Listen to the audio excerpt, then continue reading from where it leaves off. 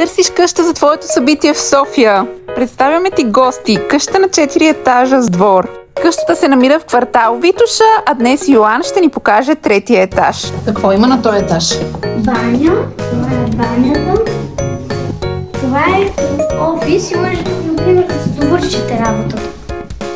Може да си четете. Кафе машина има. Всякакви такива неща за работи, книги. Откъде има и чай. Любимият ми е този от ананас, мента и лайка. Това е бебешката спалня. Тук ако детето е мъничко и му се спи и е изтощено, може да си легне. Ако е наистина мъничко, има и кошара.